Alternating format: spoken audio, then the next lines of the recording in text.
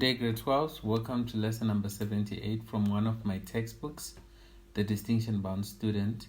I also have grade 11 and grade 10. All right, so this is topic number 3 of microeconomics. The three topics are dynamics of perfect markets, dynamics of imperfect markets, and market failure. So I'm introducing market failure. All right. So the first question is obviously, what is market failure? My favorite definition of market failure is failure of markets to achieve optimum resource allocation. Now, what this means is when markets oversupply a product, we call that market failure. When markets undersupply a product, we call that market failure. I can use this example. Let's say, how many teaspoons of sugar do you put in your cup of coffee? If you put 3, like I do, to me, if someone puts 5, the coffee becomes too sweet, so it's not the right amount for me. And if someone puts 1, it's not sweet enough. So for me, 3 teaspoons of sugar in my coffee is the optimum level. 4 is too much. 2 is too little.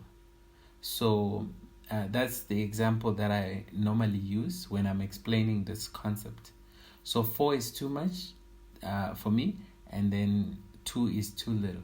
So when markets oversupply a product, it's market failure. When markets undersupply a product, it's market failure. All right.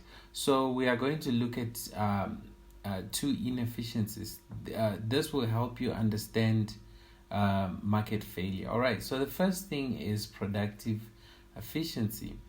And as you can see here, productive efficiency, this is when maximum production of goods from a given set of resources is not achieved.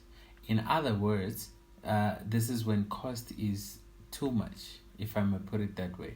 All right. And so this happens, productive efficiency happens when a business can produce along the production possibility curve. All right, we did this topic in grade 10. Okay, so when a business can produce along this curve, we say it is productively efficient. And any point inside this curve, like point D, we say the firm is productively inefficient. And then any point outside the curve is impossible. All right. Right, the next concept is allocative efficiency. And now with allocative efficiency, the key word there is producing an optimal mix of resources. All right, now using this graph, this one here, we also did it in grade 10. It's an indifference curve. So if we look at point A, and this indifference curve, sorry, I didn't finish. It represents allocative efficiency. Now, let's have a look. Point A. Is it possible for a firm to produce point A, a combination of goods and services at point A? Yes, it is possible. And it's actually productively efficient when a business produces this combination. However, it won't be allocatively efficient. The optimal mix of resources may not be achieved. Now, is it possible for a business to produce D? Yes, it is possible, but it will be inefficient. The business won't be utilizing the resources as much as it should. All right, is it possible to produce point C? It's actually impossible. So point C is allocatively efficient, but productively it is not possible. So the best combination will be 18 goods and 27 services. The reason is, number one, point B is achievable. Number 2, point B is productively efficient. Number 3, point B is allocatively efficient. All right. So what I'm going to do is what I was explaining is being explained here. So if you can pause the video, you can go through this. All right. Now moving on to the next part of the lesson, which is very, very important. I say this because this is a possible essay type question, and I'm using this mnemonic for you to recall, to remember in an exam. So if you just memorize this word, melee. So this word is going to make you remember what causes market failure. And according to our examination guidelines, you need to know these. Okay, these are the ones that the department has chosen for us. So yes, if you read other textbooks or go online, you might find more reasons or more causes of market failure, but you don't need to worry about anything else but these. Okay, these 6 here. All right, so the first one here is missing markets. All right, remember we said market failure is failure of markets to allocate resources at an optimum level. And let's say the optimum level is 3, and then markets fail when they produce 0 in this case, because you can see what the word says, missing markets. All right, now there might be a good or a service that consumers need, but then the problem that we might face is that markets, that particular, there is a missing market. The reason a market can be missing is for a market to exist, certain conditions must prevail. So when those conditions do not prevail, markets may be missing, right?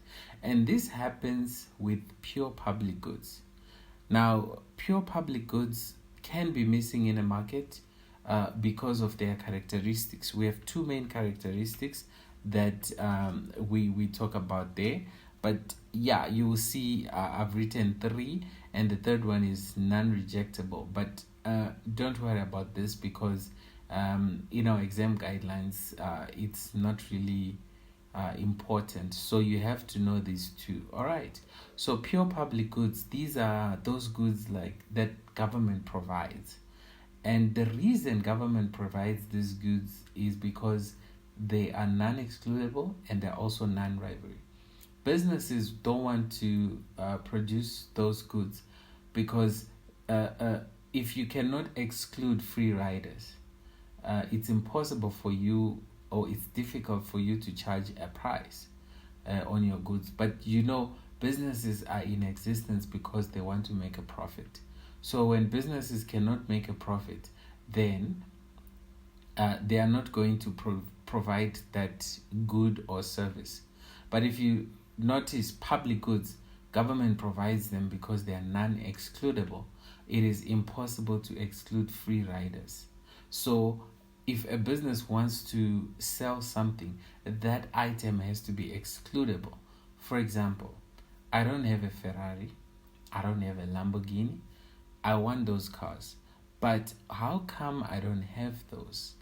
The reason I don't have those cars, even though I want them, is because those goods are excludable. For me to have a Ferrari, I must be able, number 1. Number 2, I must also be willing.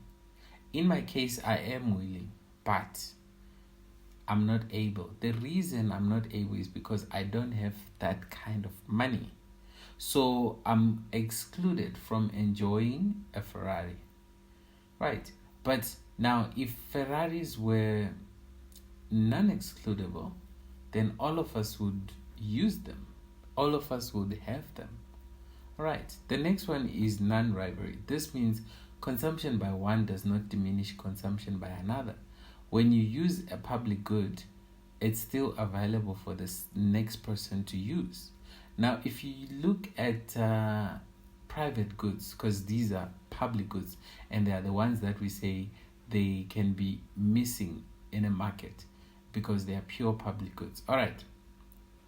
So the non-rivalry, like I was saying, when a person consumes a private good, that consumption diminishes consumption by the other person. Meaning, if you take a sip, that sip is gone. It's only available for one person, right? So we are rivals in consuming private goods. But when we consume public goods, my consumption does not affect other people. If I use a street light, it's still available for the next person to use. All right. My car that is parked in the garage right now, it's only available for me. It's when I bought it, it's off the market, and someone else who needs it cannot have it because it's mine. If they try to have it, they're stealing. They'll go to jail for trying to steal or for stealing. All right. So when you consume or when you purchase a private good, it does diminish consumption by another person. If you go to a supermarket and then you're looking for something, there is a possibility that you won't find it because it's sold out. People have taken it. Okay, so in the consumption for private goods, we are rivals. But when it comes to public goods, people are using street lights right now. People are driving on the roads. People what else? They can be using parks right now, chilling at the park, and the fact that they are using it doesn't mean it diminishes usage by other people, because it won't get finished. It's still available for us to use tomorrow, and so on and so on. All right. Now, that is number one. So number one, missing markets. Number two, we are going to move on to imperfect markets. So we just finished doing the topic dynamics of perfect and imperfect markets. So here, it's basically our oligopoly, monopoly, monopolistic. Now, we all know if we go back, I don't know if it's probably going to take long, but probably it's worth it if I go back to show you what I'm talking about. All right. Okay, let me do it faster this way. Yes. Now, let's have a look at this comparison that we were having in this particular lesson when we concluded the lesson. Right. Number one, look here.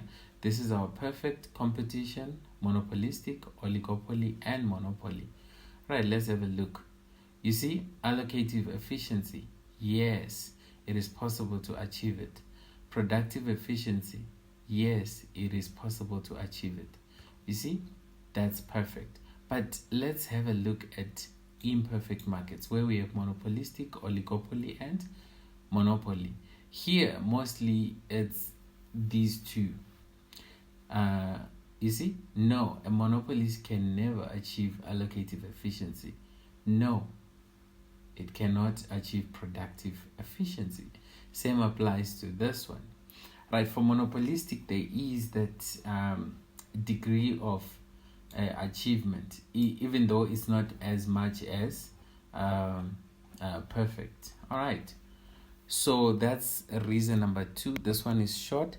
At the end of the day, we did it in the past two topics, so it does make sense if I just leave it there. All right, so we can move on to the next, which is number three. All right, so the third one is externalities. We also call them spillover effects, neighborhood effects, or third party effects. All right, so these are my favorite definition though. I don't know if I wrote it there, but it's costs or benefits borne by bystanders. Let me see the ones I wrote here.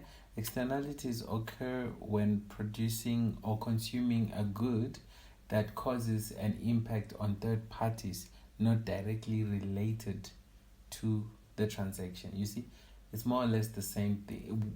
Actually, we are saying the same thing there, but in a different way. Externalities can also be defined as the costs and benefits that convert private costs and private benefits into social costs and social benefits. Maybe let me explain private costs.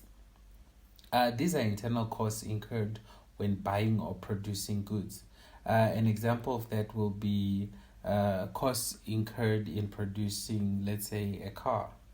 And then private benefits, I would say these are internal benefits that, or let me say, these are internal benefits, and these benefits accrue to those who buy or produce the goods.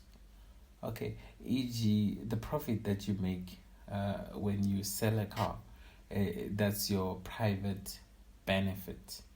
All right. Now, these externalities can either be positive or negative. Now, let's have a look at positive externalities. Okay, here I said it in production and in consumption, but I'll just take one example for each. All right, let me take like the one I put there. A farmer grows orange trees. An external benefit is that he produces nectar for a nearby beekeeper who gains increased honey production as a result of the farmer's orchard. And this thing can also work the other way around.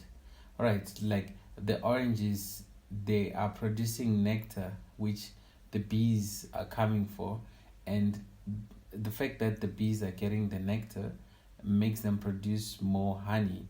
But at the same time, when the bees come for the nectar, they pollinate the flowers, and they actually transfer pollen from the pollen grain onto the stigma, and that causes fertilization. So if it wasn't for those bees, it will probably the orange trees wouldn't get fertilization. So the bees are actually important for the farmer as well.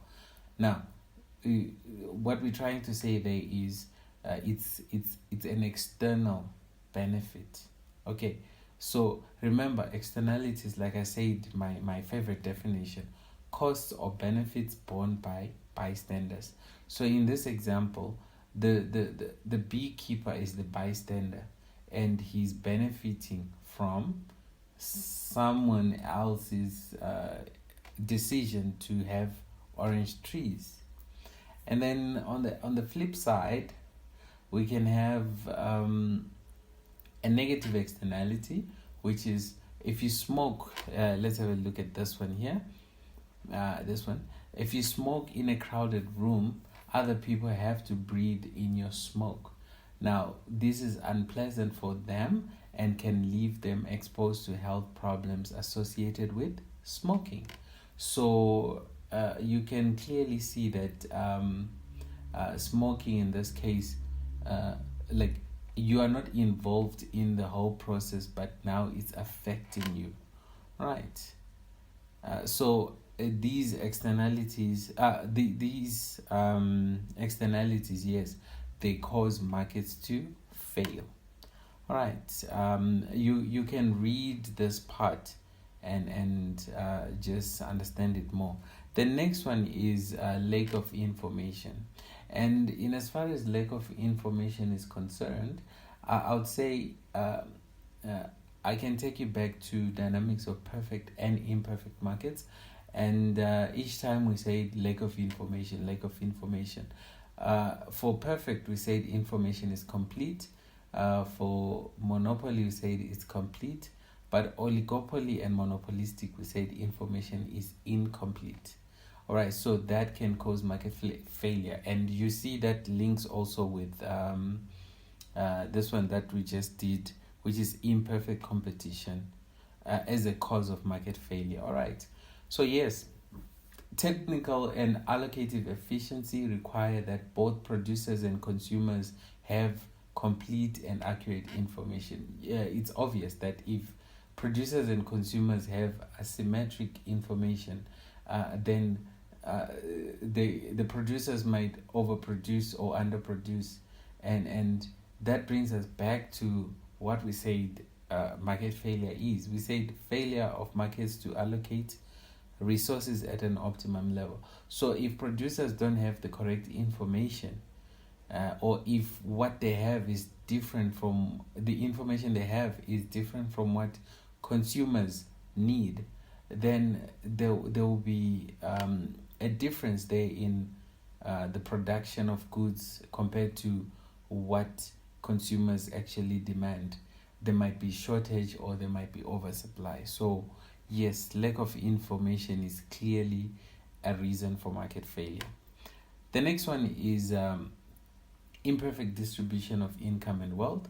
Yes, there is an unequal distribution of income and wealth, and mostly in grade 11 we covered this in more depth when we talked about the topic itself, wealth, and the Gini coefficient. When we said in South Africa, I can't remember the figure, I think 0.65. Yes, but let's not go deep into that. All right, the next one is immobility of factors of production, which happens to be the last one. Yes, labor can be immobile, and also physical capital can be immobile. If you get a job in rural areas, you might not be willing to go there because maybe you have family where you currently stay, or even the other way around. If you stay in rural areas and you don't like city life, or you don't want to go far from your family, and then you get an offer in a city, you might reject that offer because you don't want to go there, because where you are is where you prefer. So you'll see that people are reluctant. Like personally, I stay in Pretoria, and if I was to get a job in Joburg, I would have to commute every day, because yes, that thing, like I wouldn't want to go and relocate, and like I wouldn't want to go and stay in Joburg. Same applies. I have no intentions of going to Cape Town, so I don't even look for opportunities in Cape Town because yes, I don't want to go there. So it goes to say labor is immobile. So I might be needed in Cape Town. I might go there and make a huge difference. If I was a doctor, make someone like prevent someone from dying or something like that. But yes, that person is probably going to die because me as a doctor might not be willing to go there and relocate. Then the last one is physical capital. Yes, physical capital can either be too heavy, too expensive, or something like that. So it can also be immobile. So yes, you see here immobility of factors of production. So we have labor and physical capital. All right, let's look at the two activity, the activity number 70 and the two questions. A condition where a market does not allocate resources to achieve the greatest possible consumer satisfaction is called. The next one is explain inefficiency in the economy as a consequence of market failure. All right. Right. This brings us to the end of the lesson, and I'll see you in the next lesson.